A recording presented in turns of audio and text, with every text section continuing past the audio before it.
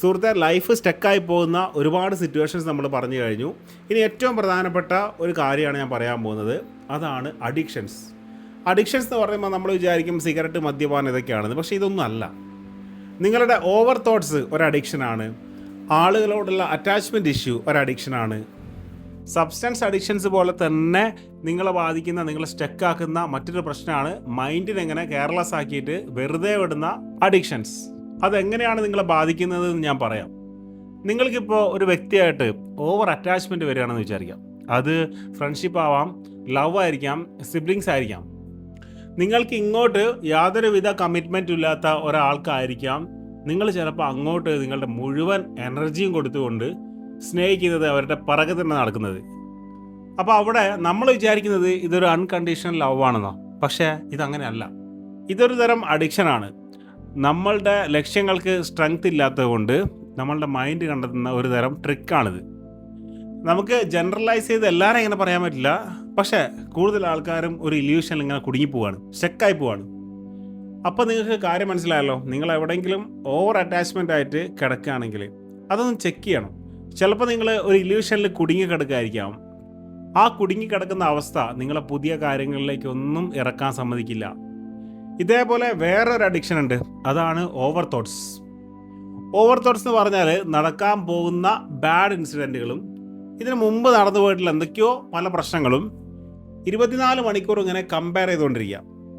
ഞാനിതിലേക്ക് ഇറങ്ങിക്കഴിഞ്ഞാൽ അങ്ങനെ സംഭവിക്കുമോ, ഇങ്ങനെ സംഭവിക്കുമോ. വർഷങ്ങളായിട്ട് ഇയാൾക്കൊരു സ്റ്റെപ്പ് പോലും എടുത്തു വെക്കാൻ കഴിഞ്ഞിട്ടുണ്ടാവില്ല. പക്ഷേ ഈ ഓവർ തോട്ട്സ് കൂടി വരുന്നുണ്ടാവാം. അത് നിങ്ങളറിയാതെ നിങ്ങളുടെ മൈൻഡിൻ്റെ ഒരു ട്രാപ്പാണ്. ഇതിൽ സംഭവിക്കുന്ന കുറച്ച് ചിന്തകൾ ഞാൻ പറഞ്ഞുതരാം. ഒരു വ്യക്തി ചിലപ്പോൾ കുറച്ച് കാലം മുമ്പ് എന്തെങ്കിലും ഒരു ബിസിനസ് ചെയ്തിട്ട് അത് തകർന്നു പോയിട്ടുണ്ടാവാം. ഈ തകർച്ച അയാളെ പുതിയൊരു കാര്യത്തിലേക്ക് ഇറക്കുമ്പോൾ നെഗറ്റീവ് തോട്ട്സ് ആയിട്ട് ഇങ്ങനെ വന്നുകൊണ്ടിരിക്കും. വേറൊരാളുടെ കേസ് എടുത്താൽ ഇത് തുടങ്ങിക്കഴിഞ്ഞാൽ ഇത് നല്ല രീതിയിൽ വർക്കാവോ, അല്ലെങ്കിൽ ഞാൻ ഇതിൽ ഫെയിലാവോ എന്നുള്ള ഫ്യൂച്ചർ തോട്ട്സുകൾ. ചിലപ്പോൾ ഇറങ്ങിയ സമയത്ത് ആളുകളിൽ നിന്നുണ്ടായ ബാഡ് എക്സ്പീരിയൻസുകൾ വീണ്ടും പുതിയൊരു കാര്യത്തിലേക്ക് ഇറക്കാൻ നമ്മളങ്ങനെ ഭയപ്പെടുത്തിക്കൊണ്ടിരിക്കും. അപ്പോൾ ഇതൊക്കെ നിങ്ങളുടെ ചിന്തകളുടെ ഒരു കളിയാണെന്ന് മനസ്സിലാക്കുക. യഥാർത്ഥത്തിൽ ഇതല്ല നിങ്ങൾ.